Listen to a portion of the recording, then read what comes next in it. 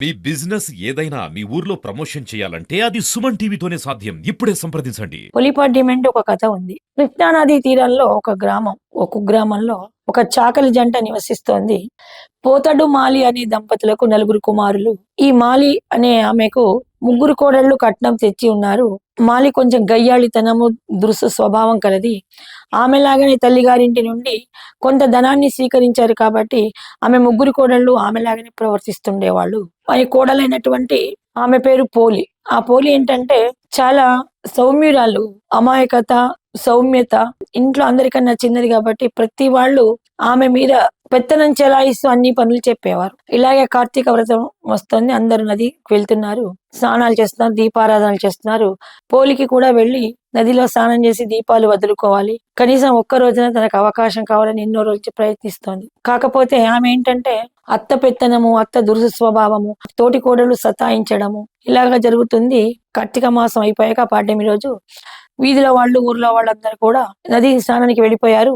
అత్తా తోటి కోడలు సతాయించడం వలన ఆ పాడ్యమి రోజు పోలి నదికి వెళ్ళలేకపోతుంది. వాళ్ళు ఏంటంటే ఇంట్లో పాడి పరిశ్రమ, వ్యవసాయం ఇవన్నీ ఉన్నాయి కాబట్టి పనులు చాలానే ఉంటాయి. బర్రెల పాలు పితకడము, కళ్ళాపి చల్లడము, ముగ్గులు వేయడము, ఇవన్నీ కూడా పనులన్నీ పురమాయించి మాలి ఆమె మిగతా ముగ్గురు కోడళ్ళు వెళ్ళిపోతారు నది స్నానానికి. వాళ్ళు వెళ్ళినా కూడా పోలి ఇంట్లో ఏం చేస్తుందో, పాలు తాగేస్తుందో, పాలు పెరుగులు ఎవరికైనా అమ్ముకుంటుందేమో, బర్రెల నుంచి పాలు పితికిందో లేదో, ఇంట్లో పని చేసిందో లేదో, ఇలాంటివన్నీ కూడా నది స్నానం చేస్తూ కూడా దైవారాధన చేయకుండా పోలి మీదనే మనసు పెట్టి ఏదో నలుగురికి చూడ్డానికి దర్పంగా అలాగా పూజలు చేసుకుంటుంటారు. అక్కడ శివలింగం చేసి శివార్చన చేసినా కూడా పాలు తాగుతుందేమో పోలి అని పోలి మీద అనుమానంతో పోలి గురించి ఆలోచిస్తూ తాత్కాలికంగా ఏదో పూజలు చేస్తుంటారు. ఇక్కడ పోలి మాత్రము అయ్యో నేను పోయలేకపోతున్నానని సాటి వాళ్ళు, తోటి వాళ్ళు, ఇంటి చుట్టుపక్కల వాళ్ళు ఎవరెవరో నది స్నానానికి వెళ్ళారు.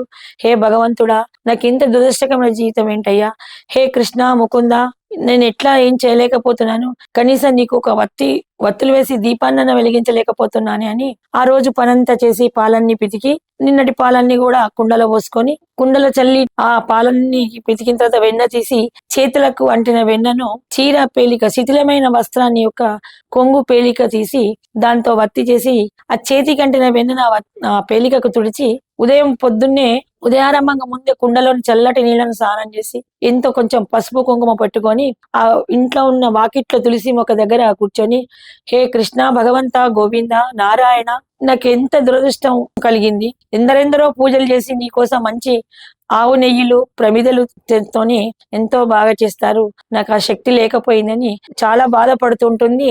ఉన్న చోటనే ఆవు పేడతోని చక్కగాలికి తులసి చెట్టు కూడా ముట్టుగా ముగ్గులు వేసి ఈ వెన్న అంటిన పేలికతోని దీపారాధన చేసి ఆ తులసికి నమస్కరించుకుంటుంది. వైకుంఠంలో మహాలక్ష్మితో పాటు వీళ్ళ వ్రతాలను చూస్తున్నటువంటి శ్రీమన్నారాయణుడు ఆమె అఖండమైన భక్తికి చాలా సంతోషించి ప్రఫుల్ల మనస్కుడై వెంటనే తన దూతనైనటువంటి ద్వారపాలకుని ఒకతన్ని పిలిచి, అదిగో చూశావా, ఏమీ లేకున్నా కూడా ఉన్న దాంట్లోనే తన వత్తి లేకున్నా తన శిథిలమైన చీర యొక్క వస్త్రాన్ని తీసి పాపం దీపం వెలిగించింది ఆమె.